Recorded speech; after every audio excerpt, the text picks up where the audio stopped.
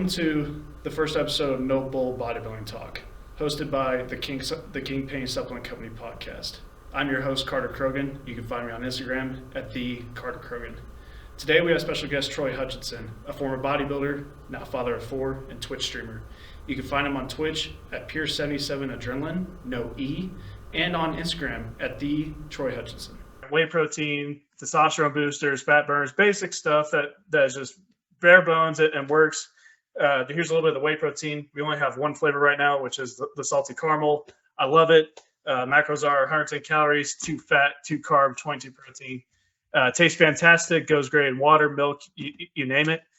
Today, we got a special guest on the show. Welcome, Troy Hutchinson, former bodybuilder, now jacked Twitch streamer, husband, and father of 3. Yes, sir. Yes, sir. I'm glad to be here. Thank you for having me, man. Absolutely. So first off, I first met you through a couple of mutual friends of mine, and I knew about you as far as your bodybuilding career. So kind of what got you into bodybuilding, and what's like some of your competing history? Oh man, bodybuilding. So I think it's pretty much the same as probably anybody's backstory, but it's just, being that kid who was a little bit skinny during high school, growing up, never really having a lot going. And it's just something I've been very passionate about. I'm 34. I've been lifting since I was 15. I started with football, started with losing weight. And then, of course, as you turn into your later years, 20s, you're looking to do it for other reasons. We could say women, to get jacked. And let's be real, man, it's just something that once you fall in love with is very, very passionate, and you don't really fall out of love with it if you're truly in love with it. But I competed at the NPC level, which is a step below IFBB. I never quite got my pro card. I did, however, compete in 3 competitions. I placed first in my overall, won an overall. I won my weight class. I won another class too. It's been since 2015. I can't recall the weight class, like 182 to 185 maybe. Competed in my second one at a higher level of a competition, which was the Mike Francois of Ohio, which is it's a pretty big show, and I knew it was going to be a hard one to fight. I wasn't looking to take first. I knew there could be a lot of guys that they're trying to get their NPC qualifier for their next IFBB pro level. And I went in there with the mindset of trying to get 5th or better, which would be a national qualifier. I came in 6th, and it was kind of disheartening. I took a little bit of time off because I had my second born child. I went headstrong again, like 9 months later for another competition, and then ended up placing not very well because it was another high level competition. And then I just took a back seat to it, man. I realized it was very political, and I don't want to say it wasn't just me. There's other areas that needed to, like, if you don't earn your, how do you word this? If you don't earn your keep, you know what I mean? Like, you got to earn your place. You got to show the judges you're going to competitively come consistently, and then they place you based on that. And everybody knows that. As you look at like Dallas McCarver, when he used to annihilate, but always got placed low because he was never paid his dues. Yeah.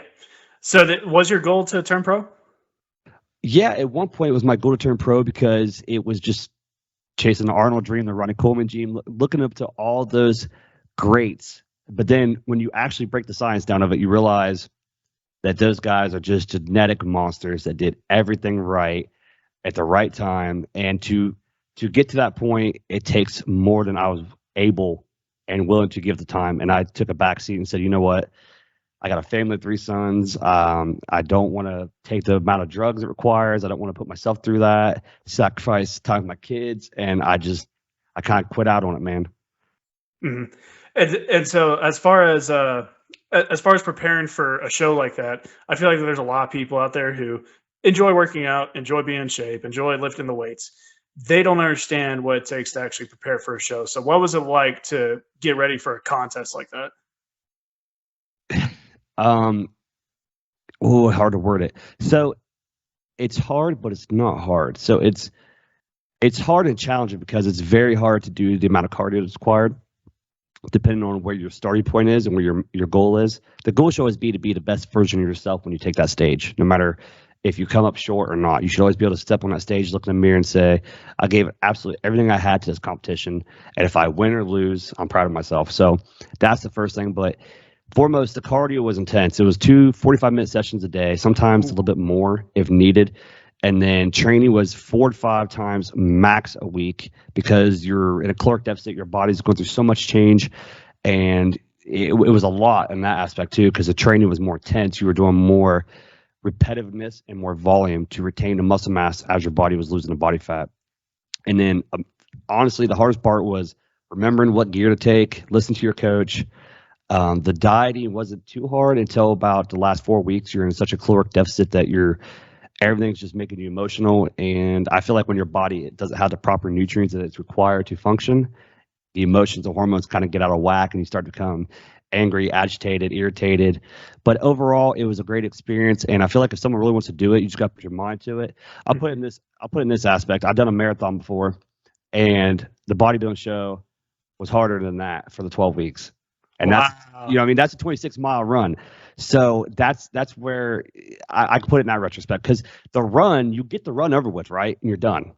And you just heal. And you're like, okay, I did it. Cool. I did it for 5 hours. Bodybuilding competitions are sometimes 12, 16, maybe longer, depending on where your starting point is. It could be longer. And no cheat meals, no sweets, no sugar. Cut all the bullshit. Cut out any social life you have. You're devoted to this one competition. So it seemed like you had started doing some social media stuff during your bodybuilding career, but you really started to get more serious with it afterwards. So what kind of led to the change? Right, you've done some YouTube. Now you're onto some Twitch stuff. What kind of drifted you down towards that path? So YouTube, I started YouTube because of my buddy Remington James was a big YouTube at the time, and he got a couple of his buddies and us all into YouTubing, and we started kind of getting on his channel.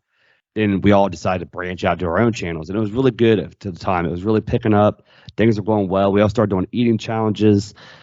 Things really got big after that because we started incorporating other platforms and other content people. Like we started getting more in the algorithm. And YouTube, I was constantly making videos, editing them, taking the time to make sure they're perfected. And then at the time, people were requiring us, like people, to make it big in the YouTube content, you had to do like a 3-4 hour edit to make something worth value if people watch. And if you didn't, people were definitely not going to watch it because it wasn't up to par. And then I started getting back into gaming. I started taking a step back from taking social media so serious, and I started really evaluating, like, is this where I want my life to be? Like, am I really getting the growth that I want to get? While I did get some growth, I wasn't getting quite the growth I wanted to sustain for me to have the will to want to do it anymore. And I took a backseat to it and started streaming because a couple gaming buddies recommended trying that. And then I enjoyed that so much. I started doing that more and more and more. And then actually Twitch, I was like really, really close. I failed at this, but I was really close to being Twitch partner. Like I was right there and I dropped off. And what happened was, I'm not trying to blame on anybody but myself, because obviously I got to hold myself accountable, and I let my foot off the gas pedal. And the truth is COVID hit, and I work in corrections now. And they started picking up hours, and we had to work a lot more. We were getting mandated, and it's like that paid the bills. I gotta put my mind and my effort there. And then streaming took a back seat, which I still do stream now, and it does fairly well, and I enjoy it. I don't take it as serious. So, but the social media world is hard to live in. Ask anybody that does it, full-time YouTube, full-time Twitch streamer, or anybody that's running any kind of content on social media now. You will see them speak about how they get burnt out. They run into obstacles. They run into making new content. Because think about it, I can only talk to you about bodybuilding, eating, and everything else so many times before we start talking about the same stuff over and over. Sure. Eventually, it becomes a case of point in the fitness world where that your physique is going to speak more than anything else. Yeah, absolutely. So what do you find is like kind of the more streaming friendly games? What do you tend to drift to, and what kind of picks up the most traction? Is it very seasonal? Is it depend upon trends? Trends is a big thing when it comes to Twitch. That's what I stream on. And it's very, like, a new game drops, everybody and the big guys are all playing it. The key to being consistent, or the key is being consistent with it, but the true key is find a game that you enjoy and find a community that's within that game that you can branch to yourself and build a relationship around that. And that's what I did with the old school. Honestly, I used to play a lot of Call of Duty Zombies, if you remember how popular that used to be back in the day. Yeah. I got into a group of that, and that's where my growth just started spiraling out of control, to where I was getting messages daily. I was streaming daily for 4, 5, 7 hours a day after work, and it was becoming a full-time job. And like I said, we were right there on the border of having, like, you'd have like 75 average viewers, and for a consistency of so many days. And I was blowing that out of the water at one time and get ready to apply for the partnership, and then everything just falling apart because of 2020, and I never recovered properly. And again, it's not COVID's fault. It's my fault. I never found a way to rebound back into it properly. I want to get back to the some of your YouTube and hardcore bodybuilding days. You were a member of Team Dry Scoop, and I'm just going to list off a little bit of that roster. We have, of course, most notable Ryan Ankrum, Remington James, then Nathan Whitlatch, Grant Furness, and there was I think a couple others. What were those days like? Because that just seemed like a lot of testosterone and a lot of madness. That's okay. So Team Dry Scoop was something that Remington came up with. Was Nathan always had a secret like seal he did, seal of approval we called it. And this is Nathan Whitlatch? Yeah, Nathan Whitlatch. And he started this seal of approval, and the next thing you know, we started all just dry scooping our pre-workouts. Before it was a thing on TikTok, man, back in like 2015, 2016. And then me, Ryan, Grant did come in the picture till a little bit later, but we were like the original OGs, and we just kind of stuck together. Nathan and I competed. Remington did the YouTube, and Ankrum owned a supplement shop.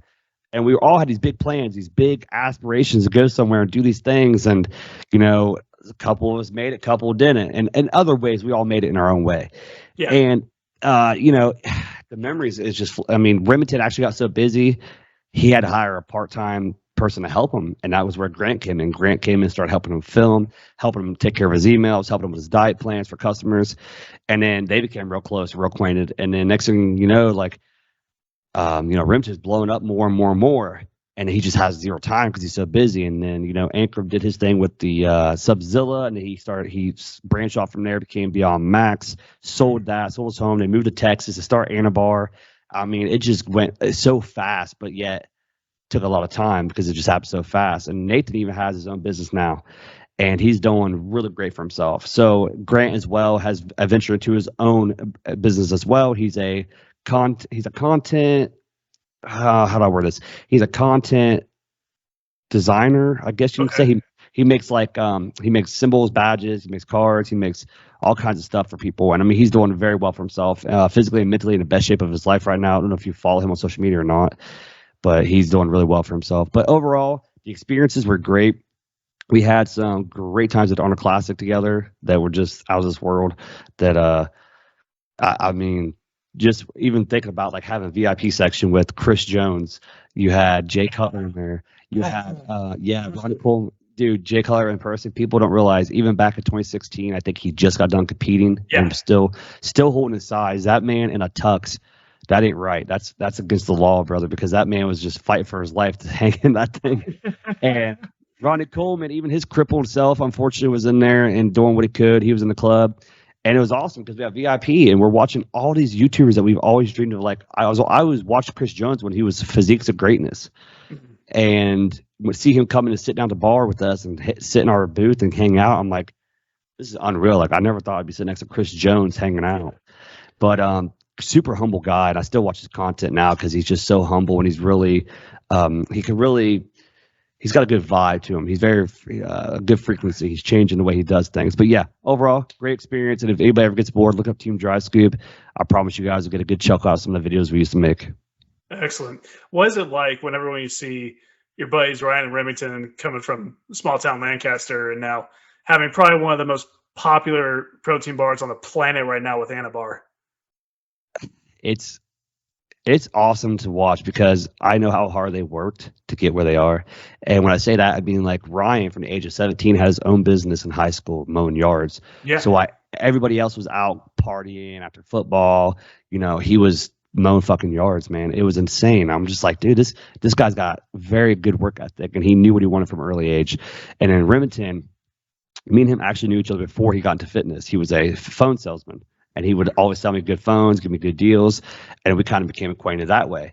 And then he just started working out one day, and he started talking about YouTube, and then he started doing this, and then just watching him grow. His growth over the years has been phenomenal because, you know, we've all had our hiccups together, but what friends don't? And I can still sit here and tell you that no matter what, he's always been 100 with me since day one, and it's been great to see their growth come together, and they utilize each other to, you know, I know a lot of people. Yeah. I mean, they moved down here together. They stuck together. They took Grant down with them, and they all have made a pact to stick together and ride this out. And they're talking about they just got sponsored, or they just started selling their products at GNC. One of the best protein bars you'll ever eat, man. I'm telling you guys, Anabar is a great bar. I eat them not daily because it don't fit my diet regimen, but I do eat them on the weekends for a guilt-free snack. And I'll tell you what, I always eat at least minimum 2. Like, I gotta stop myself. They're in my daily plan, and I'm on a cut right now.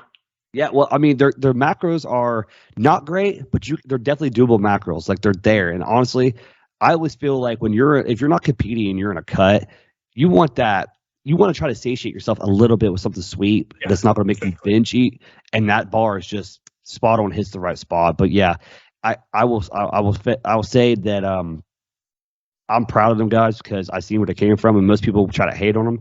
Even people locally that have tried to hate on them through the years, they finally came to the realization, like, these guys are the real deal. Yeah. I'm like, I've been telling you guys, like, I've been front row seats to it. You know, Rem and Ank have invited me down. Me and my significant other have gone to Texas, hung out with them. They took care of us. They're just good dudes overall, and you know, it's awesome to see. And like I mentioned, like, even seeing Nathan and Grant do their own thing is amazing because it's not easy out there in today's world to make something of yourself. So when somebody does, I like to praise them for it. Absolutely. I mean, even though you're kind of stepped out of the bodybuilding world and kind of doing your own thing, I mean, you're still a beast now. You're working full time. You're doing the Twitch streaming. You're still working out. Still got the abs showing. I mean, a father. How do you balance all that? How do you make that all work? A lot of caffeine. So I have a very bad habit of, if I'm not doing something, I feel like I'm failing myself. Sure. And I want to try to paraphrase this from Andy Frisella. He said that most of the time, 90% of the time when we are not doing something, a certain amount of people, or certain people do this. 90% of the time you're struggling because you don't think you're doing enough. There's 2% of the time when you're like grateful and you're like, man, like, I'm grateful for everything I have. I appreciate it. Then the other 8%, you're killing it. You're absolutely killing it, and you feel like you're killing it. So it's hard to battle that 90% time, because when you're just sitting around your house and you feel like you're not doing much and getting very far, honestly, most times you really are. You just don't notice because it's so minute and so small, and you're just not seeing it. But it is adding up. So, like, for instance, if you're not getting your steps in and you're sitting around, you decide to go for a walk just around the block and back, like, that's one step closer to where your goal is.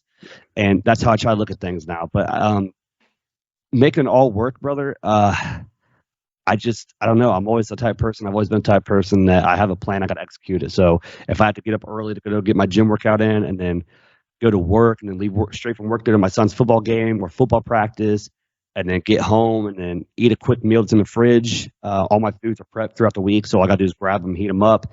I'm a true, firm believer that if you don't prepare, failure to prepare is preparing to fail. So my meals are always on deck during the week, so I can come home, warm it up, eat it, and then as I'm eating it, I'm firing my stream up, talking to my people, getting it going, and then I'll shower, read a couple pages of my book, and then I go to bed. And that's just every day because, any time that you want to be successful in anything, you really have to, you're going to sacrifice a lot of free time, and that's just there's no way around it. Yeah, I mean, you've been doing the social media game for a long time now, and what does it really boil it down to when it comes to the motivation to keep going? Because you do have a following, but it's obviously smaller compared to other people out there. So what's the discipline behind that? That's a very good question, because I asked myself this the other night when I was trying to. Before I go to bed, Patrick Bet-Davis, somebody I watch a lot of his content, and he speaks about, before you go to bed, always count what you're grateful for. Tell yourself what you're grateful for. And Steve Harvey's another big one that talks about that. Like, it's easy to complain about what you don't have, but it's much better and easier to complain about what you do have. Yeah. So, a lot of people are like, I don't have $1 million. Well, I have a house, I have a roof over my head, my kids have clothes on their back. Think about, it's very easy to be pessimistic instead of being optimistic. So, I think the motivation just comes from the fact that I know that it takes time. It took Steve Harvey, 8 years of being a comedian inside bars and shitholes before he became who he is. It took one breakthrough for him to finally blow up, and that was because he went on a date with a friend that was a girl, not even a girlfriend, a friend. She paid for his ticket because he was broke. He goes to the club. It's right here in Columbus, Ohio. And he goes up, and they sign him up for the week after. And they're like, hey, this guy didn't show up. We're going to pull someone from next week's show. And it's Steve Harvey. And he goes up there, and he blows everybody away, wins $50. and it was his breakthrough.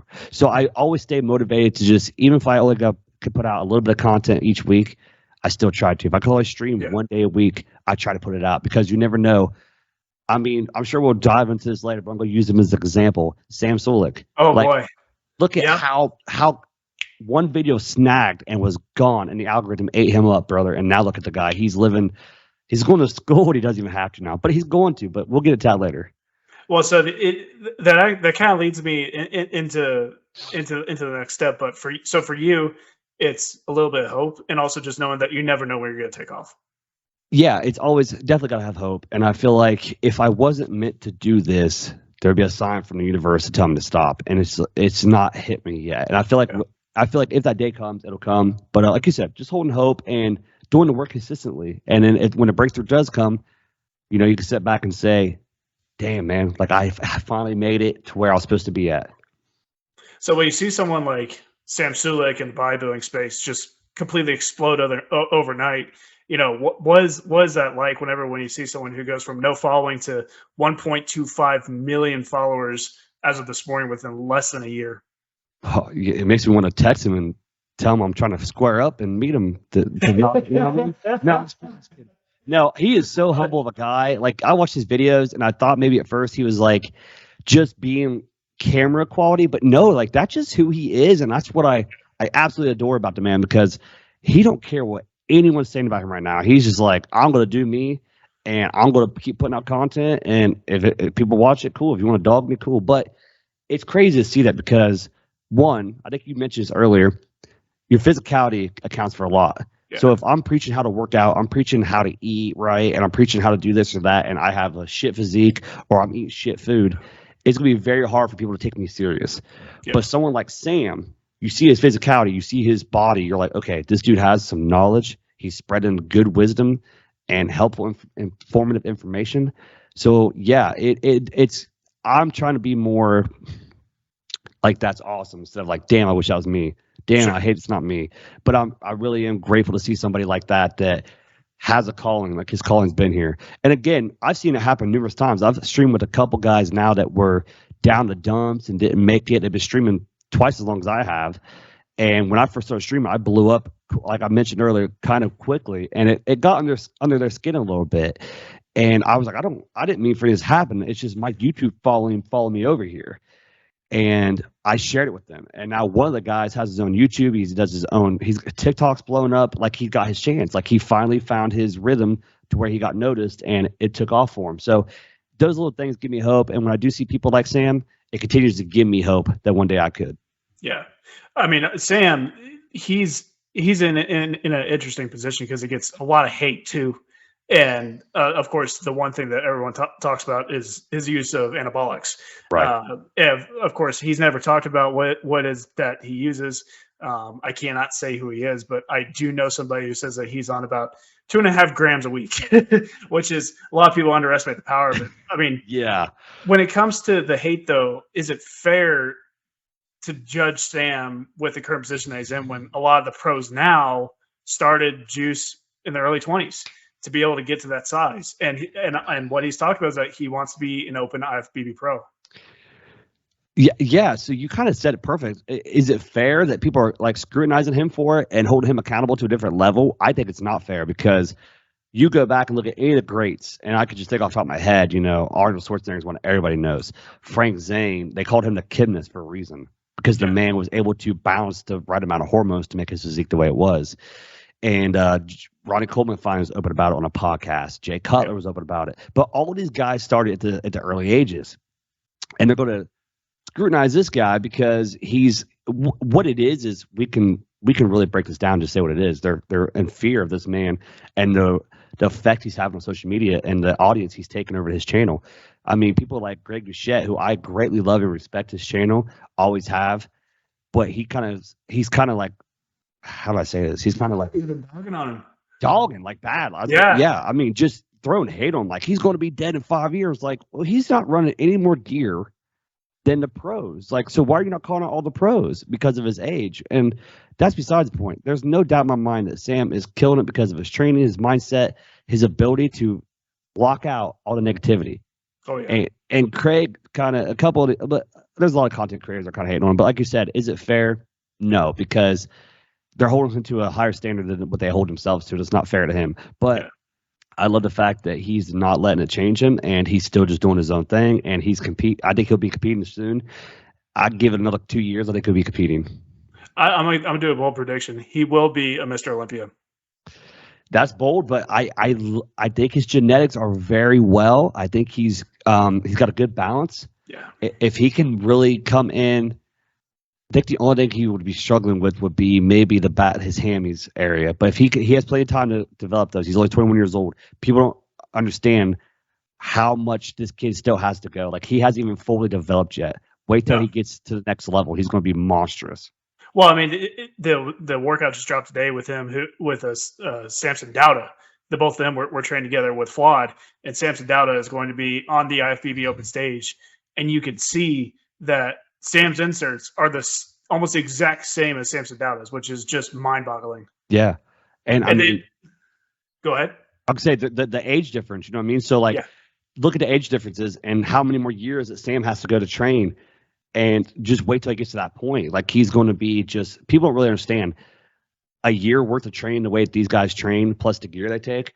It is astronomically changing. Well, he's getting a lot of comparisons to Rich Piana, and Piana was kind of the OG who came out publicly with his steroid use, his anabolic use.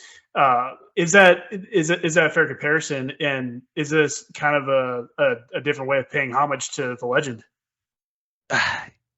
So Rich was one of a kind, brother. He was one of a kind, and me and you talk a lot about him because he changed the industry. Like you said, he came out, he spoke on the supplement industries, how they just rob us of money, they're just lying to us about it stuff. And I know a lot of people have a two-sided feeling about Rich Piana because of what he did, because he started his own supplement company and then started his own stuff. But I felt like his heart was in the right place. But I really do feel like Sam does have a little bit of that that Rich Piana-ness to him. Like, and he's much less. What's the best word to use here? Brash. He's just not as erratical as Rich Piana was. Rich Piana was very forward. He was F this, F that, do and Sam's like, look, man, just do what you can and get it done and see where you go from there. Like, he's more open-minded to everything. But no, I really do think that Sam's on a fast track to easily could be compared to Rich Piana now. Oh, yeah. Well, and the kind of interesting similarities is that Rich Piana did Bigger by the Day back in 2016. And that was like, he was videoing what he did every single day, from his meals to his training to what he was doing in his off time with vacuums and stuff like this. And then he also did the Resurrection series, which was about him trying to slim down to 240. He ultimately did not get there, but now Sam has done this spring bulk series, and now he's doing this fall cut. So it's a very similar video style from what we saw from Big Rich. And I believe that Sam knows what he's doing, because how many times do you see video content that says spring bulk or fall cut? Most people cut in the spring, bulk in the fall. So he went backwards there, and that was a way for the algorithm to grab him again. And see, so Sam is much more intelligent, and just by his grammar, vocabulary, and his demeanor, you can tell he's very intelligent and very intellectual about what he talks, because he uses different words instead of using the normal bro talk. And he articulates himself very well, and I like that about him.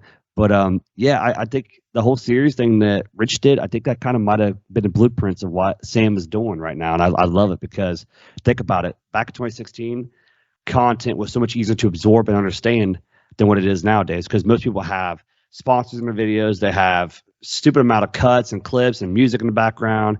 It's all about how cool can I make this cut, instead of just raw footage of me watching you do something that you enjoy doing, and I can get some kind of information out of it. Well, and I don't want to stay on Sam for too much longer, but a lot of people criticize his diet. At the end of the day, he's following very strict macros, and people underestimate his intelligence. He's about to be graduating with a degree in mechanical engineering. Like, that is a smart individual to be doing something like that. Yeah, go get that degree. I mean, that's an easily high-paying job. That's a high-needed job, I believe. So Sam getting his degree in that just shows you where his mind's at. But yeah, like you said, I love that he's kind of following this "it fits your macro" thing, and he's just telling people, like, look, I'm still going to have this and this on certain days. It's going to fall within my macros. He's like, as long as I get my 250 grams of protein, I'm where I need to be. And what he's doing is he's actually sharing people the secret of how to stay consistently on a diet long enough to where, okay, I can have, like we talked about a protein bar. Like I can make this fit my macros and make it work. And I think that's awesome. He's spreading that. But like you said, he gets a lot of hate for it, and it gets accused because he's on the juice. He's able to do it. But no, I think if you're looking for a diet that's going to be the most superb, sustainable one, if it fits your macros, it's probably the most best one. Well, yeah, and that's the other thing too about that macro part is, yeah, you can lose a lot of weight when you're cutting if you eat plain chicken and plain rice every single meal, egg whites for breakfast, and then the like overnight oats for dinner, whatever it is that these bodybuilders do now. The reality is that if you're following the same calorie deficit and you're hitting the macros that you want, the difference between eating, kind of regular food or kind of modified foods with the keto bread stuff that's really popular with them versus eating super, super clean is, I mean, you maybe lose like a quarter pound extra a month. It's not that big of a difference. Yeah, it's not anything that's worth sacrificing for when you can kind of have that taste you're kind of craving. So, when coming back to you a little bit, what's your next adventures? What's you're currently up to now? So, wow, that's a good question because football season's here. I have 3 sons. I have a stepdaughter that is in volleyball. So this season's been hectic because I apologize. I said 3 kids at our show. You got 4. Yeah. That's a whole load, my friend. 3 sons and a stepdaughter, and it's just a lot. But I'm grateful for it all. They're my world, and we're very fortunate that they're all in sports. We get to watch them, and that's what. There's no better gift in this world than giving life to something and watching it sprout and grow. So I love it. But my next adventure is I am currently going through some blood work with my doctor, make sure everything's good. I am currently on TRT through my doctor, and he's trying to make sure that I absolutely need it. I got a new doctor. He's giving me kind of the runaround, but I think we're going to be kind of situated. But I want to get back into bringing my physique to the best it has been in a long time. So I think this winter it's on me to put some size on. I haven't really done a bulk in some years. I want to record that for content and share it with the world. I want to start streaming more of like a podcast type stream instead of gaming. So I'm kind of taking a step away from gaming. Still might do it occasionally, but I really like talking. I really like being informative, and I really like trying to share knowledge, just get knowledge from other people. I like to retain knowledge from other people. So that's where we're going to go. The next step is kind of take a podcast approach. And to be real, my girlfriend told me like 3 years ago, she's like, hey, I think you should do podcasts. It's about to blow up, I think. Well, I didn't listen. And look, now you see everybody and their brother doing podcasts. So I should have listened. Hey, it happens, man. It happens. Yeah. But when it comes to the physique side of things, I still think you're a monster. Have you ever thought about going back in there and going for like a men's physique show?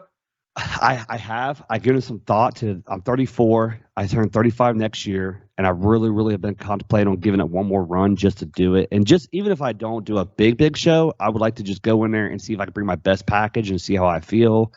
And honestly, I don't think anything will be a struggle except for my last coach wanted me to run a lot of gear, man. I didn't feel safe doing it. And I told myself I would never do that again because I want longevity. I want to live long enough to see my grandkids and stuff. So, yes, it has crossed my mind to maybe go do like a men's physique or a classic physique would be something more I think I'd be into because my frame is a little bit – I think once I cut down, I get the V-taper going again. My physique is more of a classic physique compared to bodybuilding. But, yeah, definitely would love to maybe give another run someday. So if you're willing to speak about it, how has TRT been beneficial for you? Night and day, dude. Night and day because of the fact that I ran a very high amount of gear for my shows, and you don't realize how bad they make you feel until you come off of them. Yeah. And then the damage is detrimental because it does mental damage, it does liver, heart.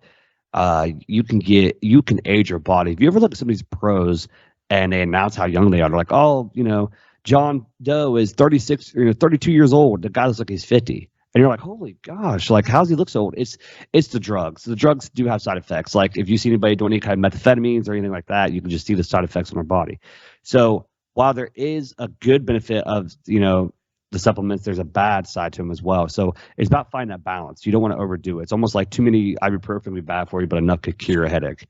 So TRT has changed my life because it's my levels were down below the hundreds. And my doctor's like, yeah, you have low testosterone. So for a year straight, we tested myself to see if they ever changed. It never did. Mind you, this whole year I went through ups and downs, body weight, couldn't retain muscle. I shared a lot of my photos on Instagram of me being out of shape at the beach one year. And I remember seeing a picture that my girlfriend posted. We were at the lake, a local lake, and I was just like disgusted. Like, it sounds terrible and maybe it's not that bad, but it's like going from what I was to looking how I did. It Sure. really put things in perspective of where I was at on the spectrum. I'm like, dude, that's what I look like with my shirt off. Everybody's like, yeah, you don't look that bad. I'm like, you guys are liars. Like, don't lie to me. Be fucking real with me. And I went to the doctor. I was like, hey, I need TRT. Mental clarity is better. My ability to think in the moment. When your testosterone is low, your cortisol rises, your stress rises. You actually can increase male pattern baldness. You can increase your erectile dysfunction. All these big things happen when your testosterone is low, and that's one of the first signs of go in men after like 35 and up is your testosterone starts to drop, and all these things become a symptom. The biggest one was I was tired 24/7. I could never get enough sleep, and it was unreal how much I used to nap. And then I snapped out of it one day, got on TRT. My life changed for the better. I feel like I'm a better boyfriend, a better father, a better me for myself. So I'm not advocating it, but it's something that I tell a lot of my coworkers, a lot of people I talk to on streams, a lot of people I talk to in person. Go get your test levels done. Go get your blood panels done and look where your health is at. Yeah, absolutely. All I gotta say is don't discount yourself whenever it comes to the show. You want to know how old Kevin Levrone was when he did his last Olympia? Oh, yeah. What was he, 40? 52. He was in 2016. Yes, sir. Yes, and he looked great, man. He looked great. You're absolutely right, though. Sean Ronan, a lot of people don't really know that Sean Ronan was like 42, 44 when he won Mr. Olympia. Rest in peace. Yeah, tragic story about him. If you guys don't know, look him up. Great competitor. I used to love his stuff, and it was kind of terrible how the industry did him dirty. But yeah, rest in peace to that man. Absolutely. We've talked a little bit about this, and feel free to share what it is that you can. But some entrepreneurial stuff potentially coming up. Yeah, so we were looking into. If you guys know Pedro Kilian, if I say his name correctly, he was looking into. Adding fitness body boot camps. Did I share this with you yet? I don't think so. Oh gosh, okay. This is new to me. This is great. Yeah, this is new. I was looking to find a location local to open up a fitness body boot camp, and it was awesome. It was going great. We're talking about the financial situation. I had a little bit of money put back. They reached out to a couple places, looked. I had a couple phone calls, and then we just kind of lost touch. We hit a what do you call it? Just hit a dry spot with it. We came to almost a stalemate, and the money situation. They needed like way more money than they initially thought or they predicted. I didn't have that kind of money, and that's what's so hard about trying to do your own, self entrepreneurship is having the funds to do it. And I was, I'm a family man. I got a house, I got bills, and I do very well for myself through the years. I learned to go without. I mean, I'm the type of guy that I wear 8-year-old shirts, brother. Like it don't faze me. I don't care what shirt I wear as long as it looks decent on me. But that's where we're going now. We're trying to push that through. I did have another business going on with trying to start basically what they call them is our escape rooms or break rooms, shadow rooms, rage rooms. Yeah. And that was going in full swing. I was looking at a building here locally, and they just want, as you guys know, the housing market's sky high. So with that, everything else is sky high. Commercial real estate's crazy too. Unreal how much they want to play. The place was like 2,000 square feet, and they wanted like $5,000 a month in rent. And I'm just thinking to myself, like, how can anybody? I don't even make $5,000 a month. How do you want me to pay for this? Yeah. So we tried to negotiate a price, and I think the guy got insulted by my counter offer, which we had 3 of our offers back and forth through email.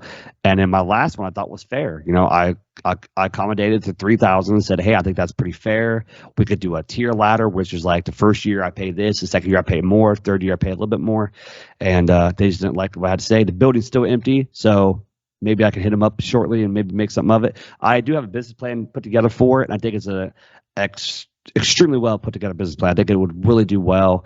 It's just something that I'm kind of stewing on right now and trying to find a location for.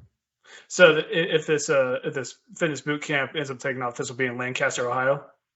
Yeah, we're looking for Lancaster, Ohio, or Logan, Ohio, which is about 15 minutes apart. Okay. And it's really cool. So what that is it focuses on getting in and getting your workout done. So you don't have a whole lot of, bench pressing, your compound movements. You don't have a whole lot of that. But what you have is more like and a CrossFit sense, but it's more aesthetics. But what it is they basically do a lot of the work, and I just run the program. So they do the dieting, they do the nutrition side, they do the training side, and they guarantee you clientele for up to like 6 months of 100+ people. If not, they will pay for your rent for the first 6 months. So it's really like they take all the risk and they just line you up with this basically sketched out, So plan. Sorry for interrupting. Is this a franchisee agreement essentially? Yeah. Perfect. But I've always been a fan of Pedro, and he kind of, I'm not going to bad talk the guy, but he kind of took a turn to one side, and it's kind of just every video he talks about it. And it's kind of like, dude, like we get to the point, you don't drink alcohol anymore. You stop drinking it. Like let you know what I mean? Like I don't believe alcohol is bad unless you're doing it in a high commodity, just like anything. Like bad food and high commodity is bad. Drugs are bad. Period. I mean, I was about to say something that I shouldn't say, but yeah, you know what I'm saying. Oh yeah. No, I totally feel you. So where can people find you? How can they reach out, see what you're doing? So you can find me over Instagram at the Troy Hutchinson. You'll see this handsome mug, and then you can follow me on Twitch as well. We do stream twice a week right now with the busy sports schedule. Once the sports comes to a slow halt, we'll start streaming 3-4 days a week and getting way more in. As I said, we're going to kind of go towards podcast atmosphere and just vibe out and hang out. I'm going to try to invite guests on the show and just talk to them and get their full background scoops of who they are and just kind of try to learn from people. I want to talk and learn more about fitness, life advice. Like I'm very intrigued by that kind of stuff. So if that stuff people are interested, they can find me over on Instagram or over on Twitch. Fantastic. And then the Twitch name, that's pure77adrenalin? Yeah. Yep. Adrenaline without the E. Perfect. Hey, Troy Hutchinson, thank you so much for coming on the show. I had a fantastic time. Hey, man, I'm honored to be here. I appreciate you having me on, brother. I'll let me know next time we'll do it again. You betcha. Sounds good to me.